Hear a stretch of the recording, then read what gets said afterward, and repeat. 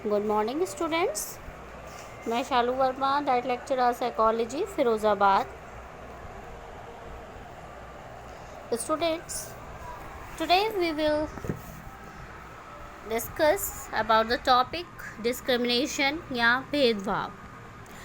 तो स्टूडेंट्स, ये भेदभाव होता क्या है?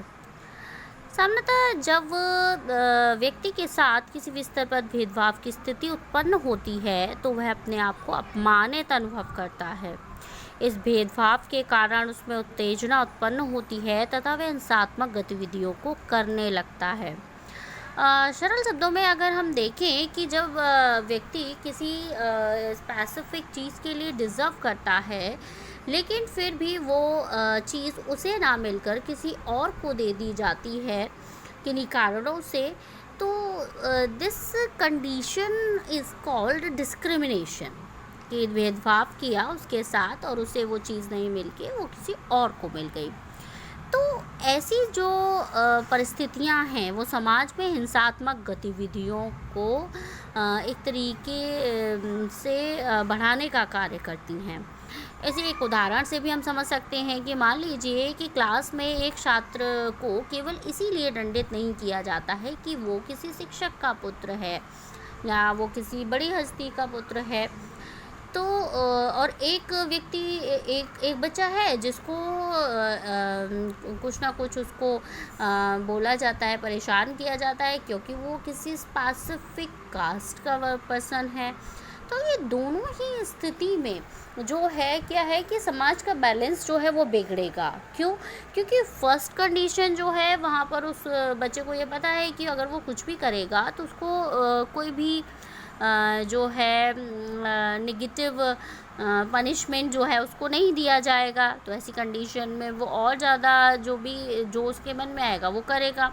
दूसरी कंडीशन में क्या होगा कि जब व्यक्ति को ये लगेगा कि उसके साथ डिस्क्रिमिनेशन किया जा रहा है तो वो कब तक उसको सहेगा, तो वो चीज़ भी जो है उसके हिंसा के रूप में बाहर आएगी। अगर मान लीजिए किसी ने उसको मोटिवेट कर दिया तो वो भी हिंसा के रूप में बाहर आएगी।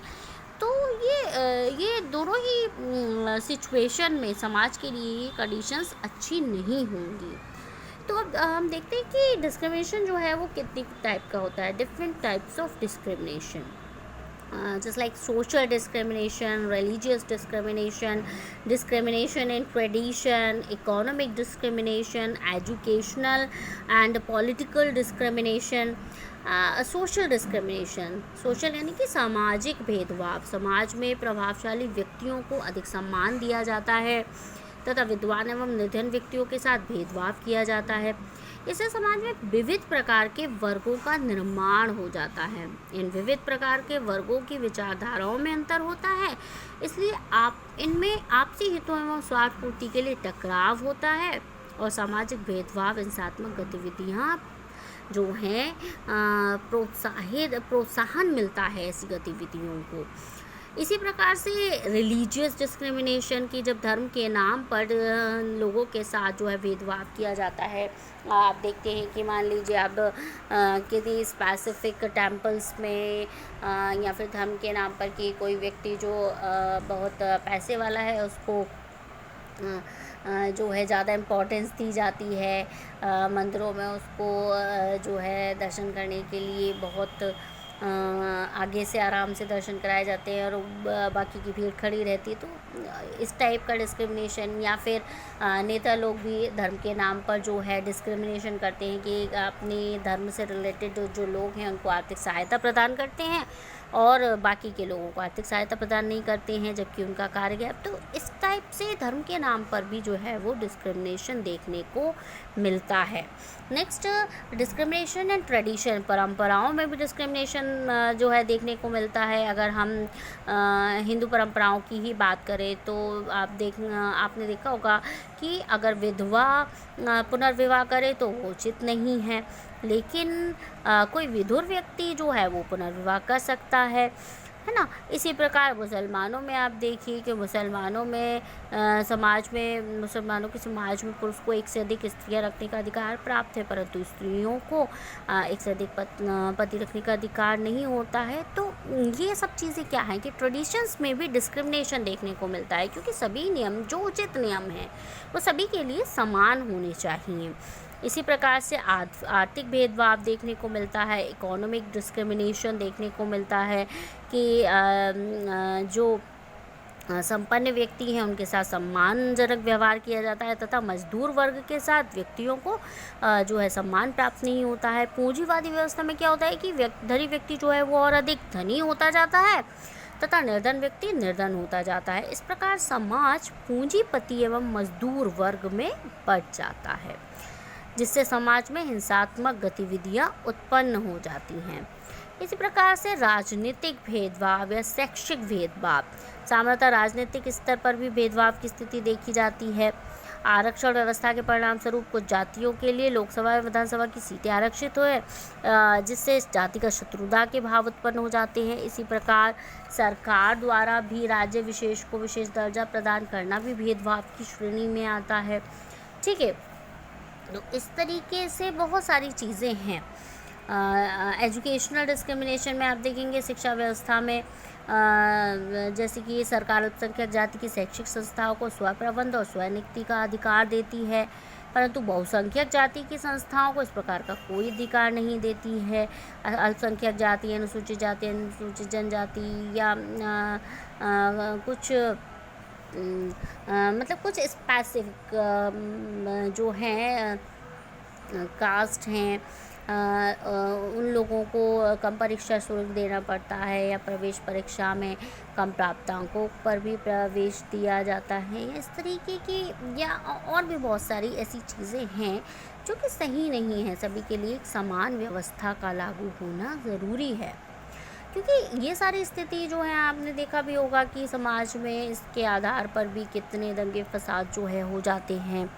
जेंडर डिस्क्रिमिनेशन इससे पहले हम डिस्कस कर ही चुके हैं कि बालक एवं बालिकाओं के मध्य विभिन्न स्तरों पर विभेद किया जाता है। बालिकाओं को उच्च शिक्षा प्रदान न करने के लिए अभिभावक अनेक बहाने एवं तर्क प्रस्तुत करते हैं। यहाँ तक कि बालिकाओं को संतुलित भोजन की प्राप्ति भी नहीं होती है कहीं कहीं, केवल इसलिए कि संतुलित भोजन जो है वो उनके जो भाई हैं उनको दिया जाना चाहिए। तो ये जो सोच है ये सही नहीं है। कास्ट रिलेटेड डिस्क्रिमिनेशन है कि उच्च जातियों को सम्मान दिया जाए और निम्न जातियों को हेवंस अपमानजनक दृष्टि से देखा जाए, जबकि कॉन्स्टिट्यूशन में ये पूरी तरीके से प्रोहिबिटेड है, लेकिन फिर भी समाज में ये व्यवस्था आज भी देखने को मिलती है, जिसकी वजह से आप डेली का सा न्यूज़पेपर वगैरह में भी पढ़ते रहते होंगे। ठीक है, सांप्रदायिक भेदभाव, भारत में विविध संप्रदायों के व्यक्ति निवास करते हैं। प्रत्येक व्यक्ति अपने अपने संप्रदायों को श्रेष्ठ समझता है तथा दूसरे संप्रदायों की आलोचना करता है। ठीक है, तो ये क्या है, ये सही नहीं है। मतलब लोगों को ये समझना ज़रूरी है कि संप्रदाय कोई भी हो, धर्म कोई भी हो, सभी धर्म सभी संप्रदाय समानता के अधिकार पर बल देते हैं।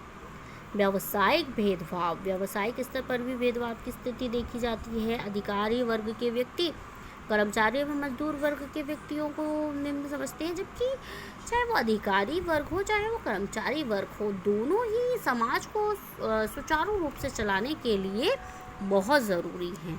तो इन दोनों में बैलेंस का होना, संतुलन का होना बहुत ज़रूरी है। ठीक है, अब आपका बात आती है कि कौन कौन से मेजर्स हैं जिनको कि we can use to prevent discrimination related violent activities. तो there are so many activities we can follow just like सामाजिक स्तर पर किसी भी व्यक्ति के साथ भेदभाव की स्थिति नहीं होनी चाहिए। समाज में समरसता, प्रेम एवं सहयोग का वातावरण बनाए रखने का प्रयास करना चाहिए। इसके लिए समाज के प्रतिष्ठित एवं बुद्धिजीवी वर्ग को अपनी सकारात्मक भूमिका का निर्वहन करना चाहिए।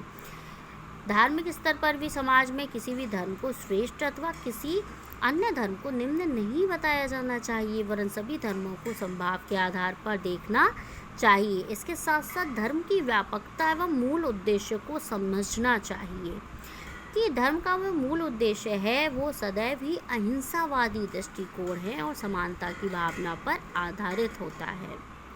समाज में आर्थिक रूप से संपन्न व्यक्तियों का यह दायित्व बनता है कि निर्धन व्यक्तियों की सहायता करें।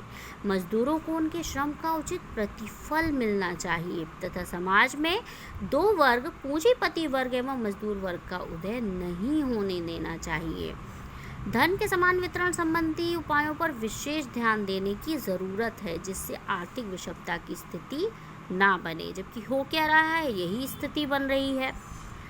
राजनीतिक स्तर पर भी भेदभावपूर्ण स्थिति नहीं होनी चाहिए। चुनाव जैसी प्रजातांत्रिक प्रक्रिया में आरक्षण लागू कर प्रजातांत्रिक व्यवस्था का एक और अपमान किया जाता है। वहीं दूसरी ओर समाज में निम्न जातियों एवं सवर्णों के मध्य भेदभाव उत्पन्न करने का कार्य किया जाता है। इसलिए इस आरक्षण व्यवस्था पर भी ध्यान देने की ज़रूरत है। शिक्षण संस्थाओं की स्थापना में अल्पसंख्यक एवं बहुसंख्यक जातियों की संस्थाओं के लिए समान नियम होने चाहिए तथा अनुदान प्रदान करने में भी कोई भेदभाव नहीं किया जाना चाहिए। अभिभावकों को समझने का प्रयास करना चाहिए कि वे बालक एवं बालिकाओं में कोई अंतर नहीं करें, क्योंकि बालिकाएं बालकों से किसी भी प्रकार कम नहीं हैं।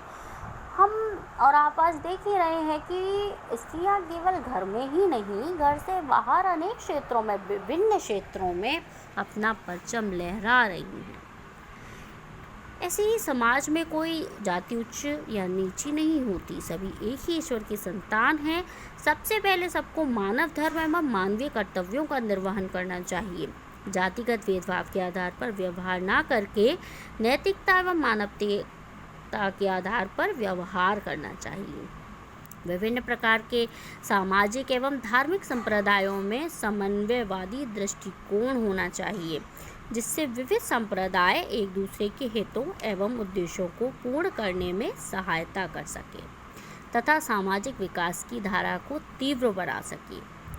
सामाजिक परंपराओं में भी भेदभाव को समाप्त किया जाना चाहिए। स्त्री एवं पुरुष के लिए समान नियम बनाए जाने चाहिए, क्योंकि एक के लिए विशेष नियम बनाने से दूसरे की भावनाओं को आघात पहुंचता है। इस प्रकार संपूर्ण सामाजिक व्यवस्था समानता पर आधारित होनी चाहिए। तो इस प्रकार हम देखते हैं कि इन सभी उपायों को अपनाकर भेदभाव को समाप्त किया जा सकता है।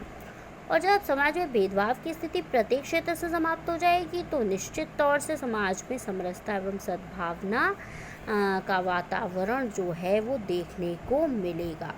ऐसे समाज में दूर दूर तक हिंसात्मक गतिविधियों की संभावना नहीं होगी। Okay students.